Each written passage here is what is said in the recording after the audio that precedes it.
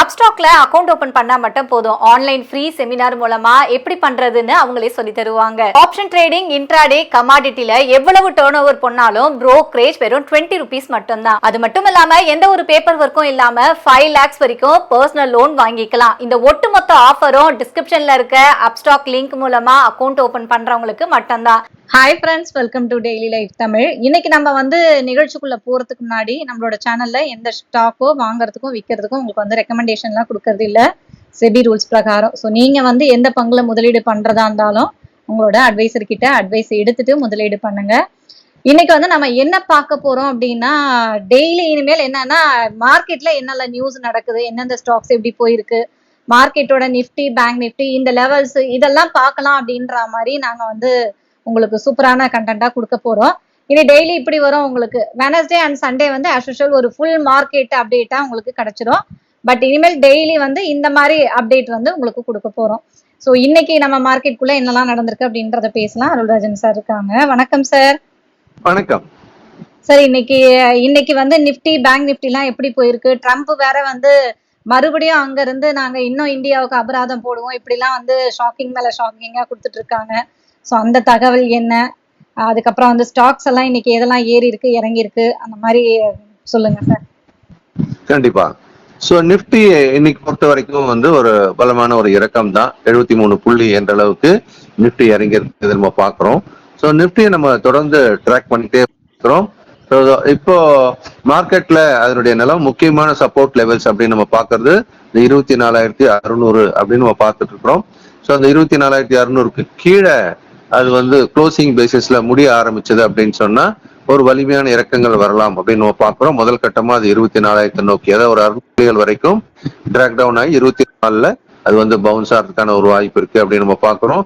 ரொம்ப குரூஷியலான ஒரு பாயிண்ட்டும் கூட அது. ஏன்னா அந்த 24,000 அப்படின்றது உடைக்கப்பட்டால் மீண்டும் கிட்டத்தட்ட அனதர் ஒரு 450 to 500 பாயிண்ட்ஸ் இறங்கலாம். அதாவது 23,500, 600 இந்த ஏரியா தான் முக்கியமான ஒரு அடுத்த கட்ட சப்போர்ட்டா இருக்கு. இப்ப ஏன் இந்த அளவுக்கு இறங்குறதுக்கு வாய்ப்பு இருக்கு அப்படின்னு நம்ம பேசிட்டு இருக்கும்போது இதுல ரெண்டு விஷயங்களை நான் ஏற்கனவே நினைவுபடுத்திருக்கிறேன். இப்போ ட்ரம்ப் அவர்கள் தொடர்ந்து பேசிக்கிட்டே வர்றது முக்கியமான ஒரு நோக்கம் என்னவா இருக்கும், ஏன் இந்தியாவை டார்கெட் பண்றாங்க, சாதாரணமா நிலையில நெகோசியேட் பண்ணி பண்றதுன்னு ஒண்ணு, ஆனா ரஷ்யா கிட்ட ஆயில் வாங்குறோம், அதை நீங்க நிறுத்தணும், உக்ரைன்ல வரக்கூடிய பிரச்சனை காரணம் இந்தியான்ற மாதிரி அதை சுத்தி வளைச்சு இந்தியாவை பாயிண்ட் அவுட் பண்ணிட்டு இருக்காங்க.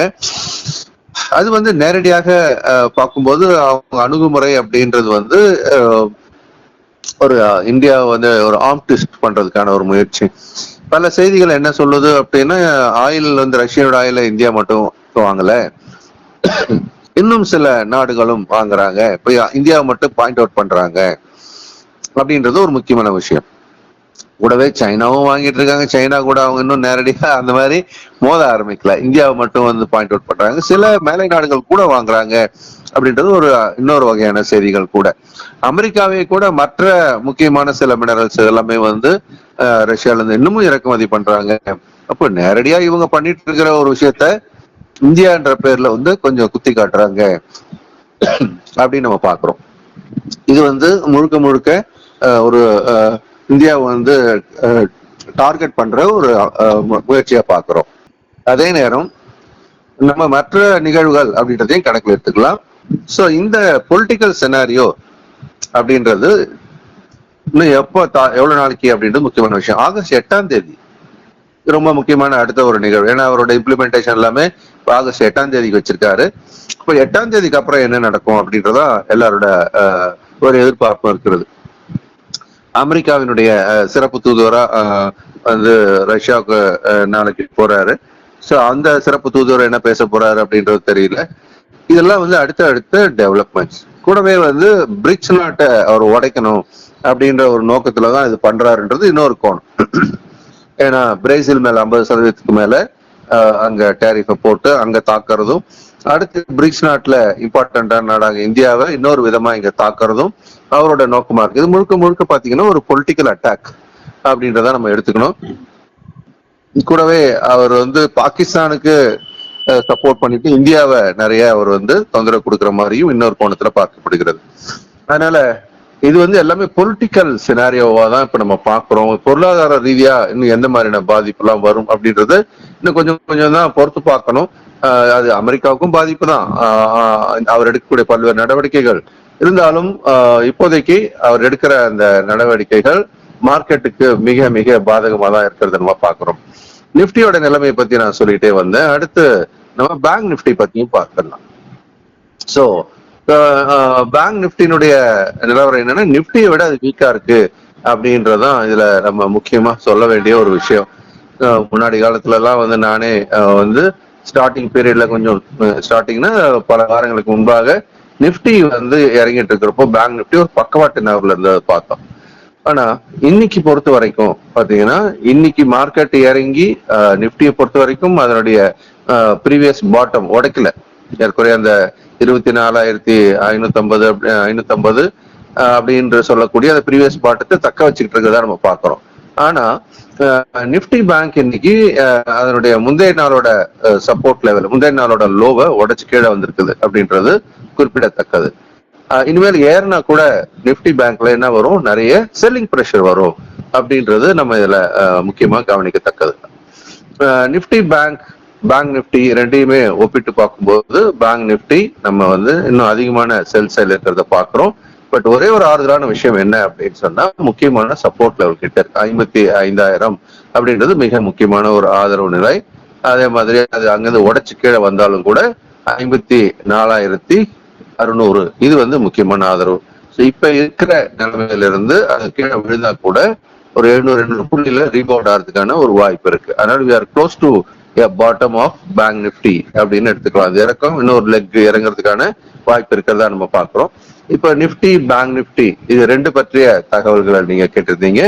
இன்னைக்கு பொறுத்த வரைக்கும் நிப்டிய இந்த அளவுக்கு இறக்குறதுக்கான காரணம், எந்தெந்த பங்குகள்லாம் வந்து நிப்டிய பலமா இப்படி இறக்கியது அப்படின்னு நம்ம பார்த்தோம் அப்படின்னா, அதுல முக்கிய பங்கு வச்சது அப்படின்னு பார்க்கும்போது முன்னணியில் இருக்கக்கூடிய சில நிறுவனங்களை சொல்றதா இருந்தா ரிலையன்ஸ் இண்டஸ்ட்ரீஸ்.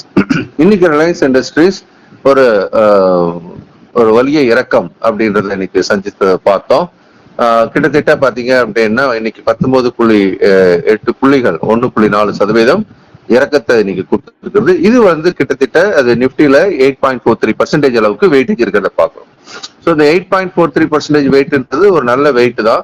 இன்னைக்கு இறக்கத்துக்கு அப்படின்னு பாத்தீங்கன்னா கிட்டத்தட்ட 29% ரிலையன்ஸ் தான் காரணம் அப்படின்னு சொல்லலாம். இதுக்கு அடுத்தபடியா அப்படின்னு பார்க்கும்போது ஐசிஐசிஐ பேங்க் இன்னைக்கு 18.8 புள்ளிகள் இறங்கி இருக்கிறத பாக்குறோம். 1.28% இறக்கம்.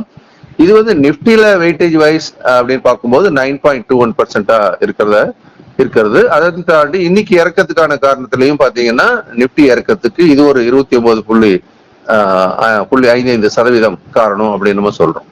இதற்கு அடுத்தபடியா அப்படின்னு பார்க்கும்போது ஹெச்டிஎஃப்சி பேங்க் இன்னைக்கு 14.4 புள்ளிகள் இறங்கி இருக்கு. அதாவது 0.72% இறக்கம். அதே சமயம் வெயிட்டேஜ் வைஸ் பாத்தீங்கன்னா ஹையஸ்ட் வெயிட்டேஜ் அப்படின்னா ஹெச்டிஎஃப்சி பேங்க் தான் 13.49%. இன்னைக்கு நிப்டி அது இறக்குறதுக்கான ஒரு பர்சன்டேஜ் சொல்லும்போது 24% நிப்டி இறக்குறதுக்கு ஹெச்டிஎஃப்சி பேங்க் ஒரு காரணம் அப்படின்னு சொல்றோம். அதுக்கு அடுத்தபடியா இன்ஃபோசிஸ் அப்படின்னு எடுத்துக்கலாம். இன்ஃபோசிஸ் இன்னைக்கு கிட்டத்தட்ட 20 புள்ளிகள் இறங்கி, அதாவது 1.36% இறக்கத்தை கொடுத்துருக்கிறத பாக்குறோம். இது நிப்டியோட வெயிட்டேஜ்ல 4.7% இருந்தாலும் கூட இன்னைக்கு நிப்டி இறங்குறதுக்கு 16% காரணமா இருக்கிறத நம்ம பார்க்கிறோம். ஸோ கிட்டத்தட்ட இந்த டாப் ஃபியூ கம்பெனிஸ் எடுத்து நம்ம இப்ப டிஸ்கஸ் பண்ணிட்டு இருக்கிறோம். இந்த 4 நிறுவனங்கள் Reliance industries, ICICI bank, HDFC bank, Infosys, course ITC இந்த கணக்குல நம்ம சேர்க்க வேண்டியிருக்கு. இருந்தாலும் இந்த 5 நிறுவனங்கள் அப்படின்றது இன்னைக்கு தேதிக்கு நிப்டியை கீழ் நோக்கி தள்ளி கொண்டிருக்கிறது. ஸோ இது மேல நம்ம ஒரு கண் வைக்கணும். இது ஒருவேளை இந்த 5 நிறுவனங்களுடைய இறக்கம் தொடருமே ஆனால் நிப்டி இன்னும் வலிமையான ஒரு இறக்கத்திற்கு வழிவகுக்கலாம். இதுக்கு கவுண்டர் பண்றதுக்கு ஏதாவது நம்ம ஸ்ட்ராங்கான நிறுவனங்கள் இருக்கா அப்படின்னு பார்க்கும்போது அந்த அளவுக்கு ஒரு ஸ்ட்ரென்த் உள்ள நிறுவனங்கள் ஒன்றும் இல்லை. நிறுவனங்கள் வந்து ஓரளவுக்கு ஸ்ட்ரென்த்ல இருக்கு. இன்னைக்கு பாரதி ஏர்டெல் பாத்தீங்கன்னா இன்னைக்கு நிப்டியை தாங்கி பிடிச்சிருக்குன்னு பாத்தீங்கன்னா அது வந்து இன்னைக்கு அதனுடைய நகர்வு அப்படின்னு பாத்தீங்கன்னா ஒரு 17 புள்ளி ஏறி இருக்கிற ஒரு நிலையில 0.9% ஏற்றத்துல இருக்கிறது நம்ம பாக்குறோம். அதனுடைய வெயிட்டேஜ் வந்து 4.59%. அதே மாதிரி டைட்டான் எடுத்தீங்க அப்படின்னாலும் இன்னைக்கு மார்க்கெட்ல அந்த வீழ்ச்சியை கொஞ்சம் ஓரளவுக்கு நிறுத்தியது அப்படின்னு கூட சொல்லலாம்.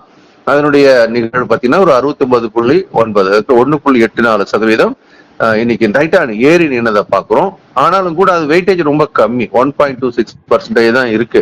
அதனால இந்த நிறுவனங்களுடைய ஏற்றங்கள் அதுக்கு அடுத்தபடியா லார்சன் டியூப்ரோவும் ஒரு நல்ல ஏற்றத்தை கொடுத்திருக்கு. இன்னைக்கு 21 புள்ளிகள் ஏறி இருக்கு. ஆனா 0.59%. ஆனா வெயிட்டேஜ் ரொம்ப கம்மி தான், 3.84%. மாருதிக்கு அந்த மாதிரி ஒரு வெயிட்டேஜ் இருக்கு, 1.47% இருக்கு. ஆனா கொஞ்சம் கம்பேரிட்டிவ்லி இங்க ரிலையன்ஸ் எல்லாம் 8, ஐசிசி பேங்க்ல 9, ஹெச்டிஎஃப்சி பேங்க்ல 13 இல்லையா, இந்த மாதிரி ஒரு ஹெவி வெயிட்ஸ் வந்து கீழே இறக்கும் போது இங்க இருக்கக்கூடிய கவுண்டர் பேலன்ஸ் கொடுக்கக்கூடிய இந்த நிறுவனங்களோட வெயிட்டேஜ் எல்லாம் ரொம்ப கம்மியா இருக்கிறத நம்ம பாக்குறோம். அதனால அது ஓரளவு கொஞ்சம் தாக்கு பிடிச்சாலும் கூட நமக்கு நிப்டி அந்த இறக்கத்துல இருந்து அதனால காப்பாற்ற முடியல. அப்படின்னும் நம்ம வந்து கண்ணு வைக்க வேண்டியது Reliance, ICICI bank, HDFC bank, Infosys, ITC, இந்த 5 நிறுவனங்களை இனிமேல் கண்காணிக்க ஆரம்பிக்கலாம். அதை பற்றிய தகவலையும் நம்ம தினம் பகிர்ந்துக்கலாம். Okay sir. ஸோ இன்னைக்கு வந்து மார்க்கெட் நிலவரம் இதுதான். என்ன நடந்திருக்கு, அதாவது ஒரு நியூஸ் பேஸ்டா உங்களுக்கு வந்து இன்னைக்கு இதெல்லாம் கொடுக்கலாம் அப்படின்னு சொல்லிட்டு தான் நாங்கள் இனிமேல் பிளான் பண்ணியிருக்கோம். ஸோ இந்த இது உங்க தகவல் வந்து உங்களுக்கு யூஸ்ஃபுல்லா இருக்கா என்னன்றதை அப்படியே கமெண்ட்ல பண்ணுங்க. சார் நம்மளோட அடுத்த கிளாஸ் பத்தி சொல்லுங்க சார்.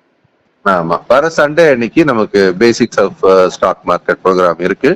ஸோ எல்லாருமே அவங்க வீட்டில் இருக்கக்கூடிய குடும்ப உறுப்பினர்கள், உறவினர்கள் எல்லாருமே நம்ம பங்கு சந்தை பத்தி கண்டிப்பா படிக்கணும், பணத்தை வளர்க்கறதை தெரிஞ்சுக்கிறதுக்காக அதுக்காக ரெஃபர் பண்ண சொல்லி ஒரு ரெக்வஸ்டா வைக்கிறேன்.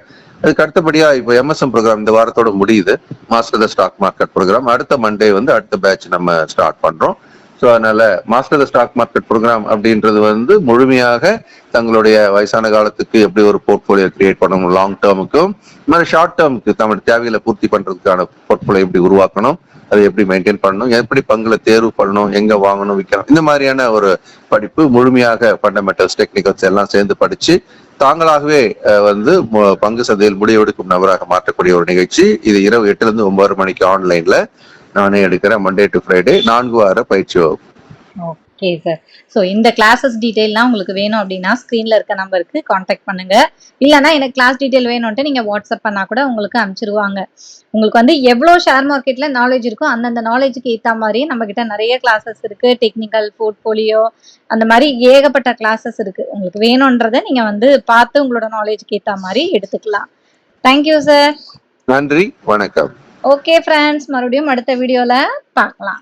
அப்ஸ்டாக்ல அக்கௌண்ட் ஓபன் பண்ணா மட்டும் போதும், ஆன்லைன் ஃப்ரீ செமினார் மூலமா எப்படி பண்றதுன்னு அவங்களே சொல்லி தருவாங்க. ஆப்ஷன் ட்ரேடிங், இன்ட்ராடே, கமாடிட்டில எவ்வளவு டர்ன் ஓவர் பண்ணாலும் ப்ரோக்கரேஜ் வெறும் 20 rupees மட்டும்தான். அது மட்டும் இல்லாம எந்த ஒரு பேப்பர் ஒர்க்கும் இல்லாம 5 lakhs வரைக்கும் பர்சனல் லோன் வாங்கிக்கலாம். இந்த ஒட்டுமொத்த ஆஃபரும் டிஸ்கிரிப்ஷன்ல இருக்க அப்ஸ்டாக் லிங்க் மூலமா அக்கௌண்ட் ஓபன் பண்றவங்களுக்கு மட்டும்தான்.